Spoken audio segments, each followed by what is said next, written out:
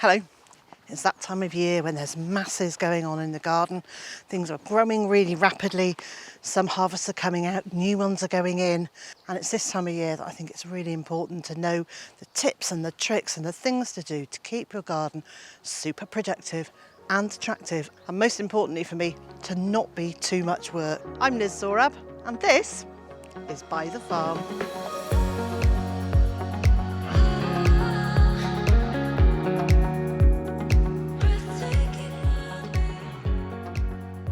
Whenever I can, I start the day with half an hour outside, even if that means I have to get up a bit earlier to be able to come out and enjoy this space. And while I'm out here, I will wander around, pull out weed seedlings if I see them, and I just like that feeling of starting the day in contact with the soil, in contact with the plants, listening to the birds. But most of all what it does is it keeps me super aware of what's going on in the garden and whether there are any problems brewing, which gives me time to try and think about what I'll do about them before they really take hold.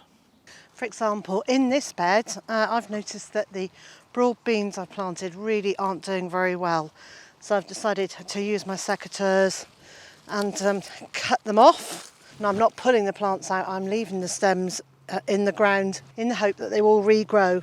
That's unlikely that they're going to give me another harvest of beans this year, but the new growth, the tops are absolutely lovely. So you can just pinch those out and use these as a harvest. And they're absolutely gorgeous, wilted in a frying pan and served as a side dish.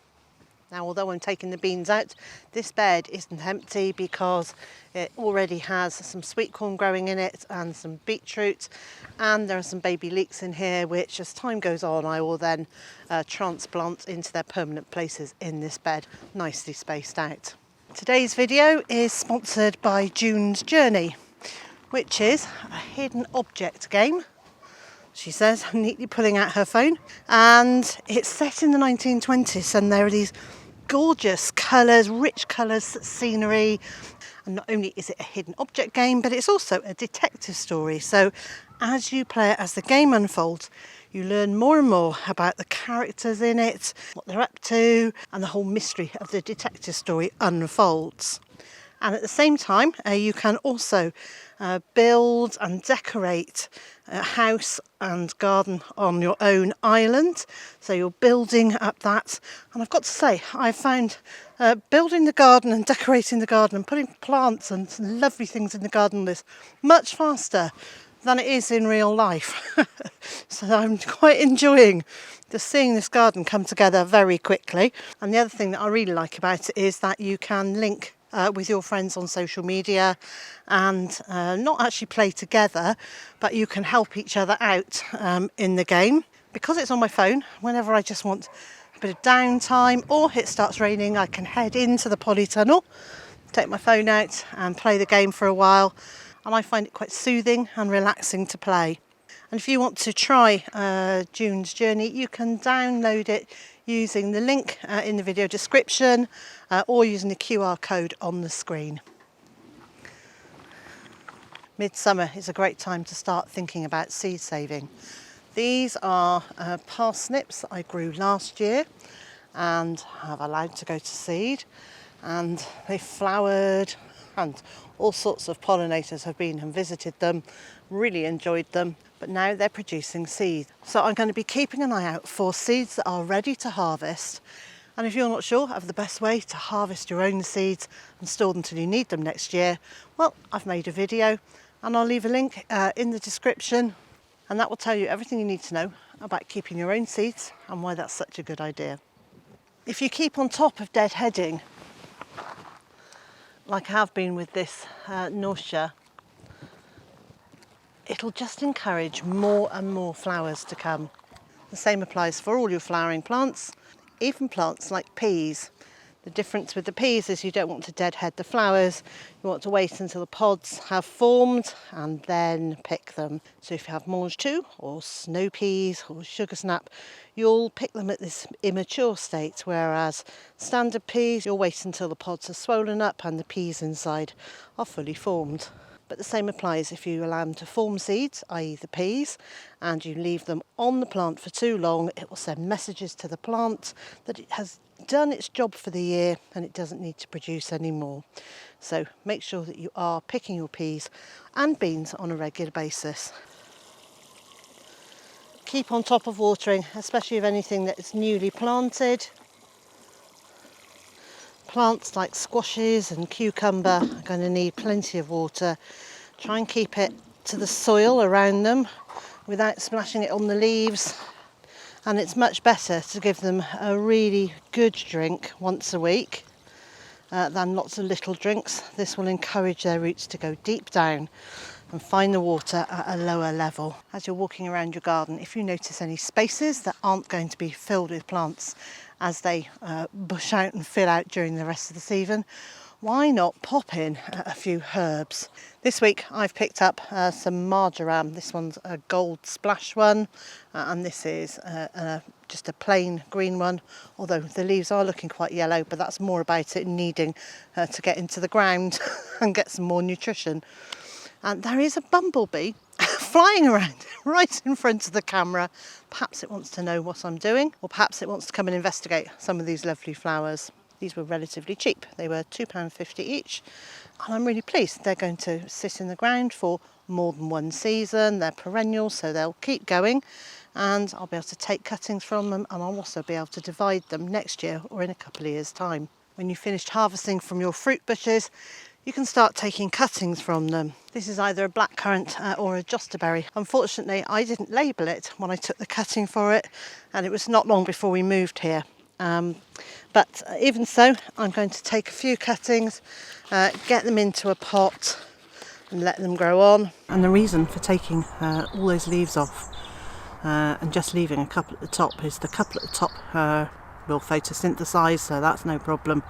But an awful lot of water will be lost through transpiration from all these other leaves. And the ones that are under the soil, well, they would just rot, and then that would pose a risk of infection. So they only need a couple of leaves at the top, and that will do them. Clever, huh?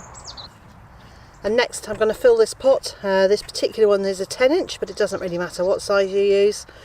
I'm going to fill this pot with compost.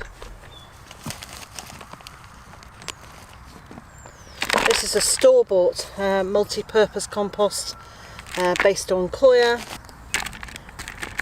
and I'm also going to add in a handful of soil from the raised beds because that will add a few microbes into the soil. There we go, there's my pot with compost in it and a couple of handfuls of soil from a raised bed.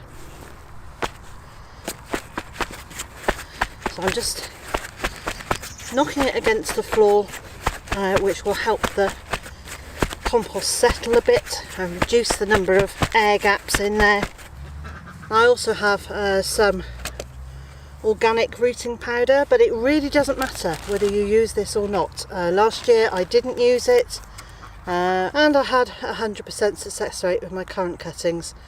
Now, I haven't chosen this particular brand for any reason other than it's an organic one. So I've taken one cutting out of the bag, pop it into the hormone rooting powder, and as you can see, it's just a very fine coating on it. It's not big clumps, it doesn't need to be in big lumpy clumps, just this very fine covering will do. I've used this just to start a little hole, but you don't need to, you can just push it straight down into the soil. Near the edge. I'm just firming the compost a little bit around the top, and then I'll repeat the process all around the edge of the pot. I'll leave links in the video description for videos for all of these techniques. They're all pretty straightforward to do, and my videos give very clear step-by-step instructions. As long as you haven't planted rhubarb this year, or you haven't split and divided the rhubarb, you can carry on harvesting from it, but make sure you've stopped by the end of July. When you harvest rhubarb, pull the stalks rather than cutting them. This will reduce the chances of infections getting into the plant, and they'll come away with a little heel on the end of them. You can just pull that bit away, and then you'll find that this lowest part of the stalk is usually the sweetest. And then you want to leave your rhubarb for the rest of the year. You can give it a feed. Make sure when it's all died down in the winter, you can give a mulch all around it, and even some over the top to protect the crown during the winter. But you want to leave these plants as they are now, to allow the sun to hit those leaves and all that energy to go back into the roots, which will help give you a really good crop next year. And one quick reminder, rhubarb leaves are poisonous, so cut the leaves off and just enjoy the stems. So other things to do in July are to carry on sowing seeds for quick crops this summer, but also for late winter harvest and right through into the hungry gap next year. And then the most important thing to do in the garden in July is to take a bit of time just to enjoy it, to listen to the birds' song, to watch butterflies and bugs, and just enjoy the fruits of your labour. And don't forget to use my link in the video description and download June's Journey.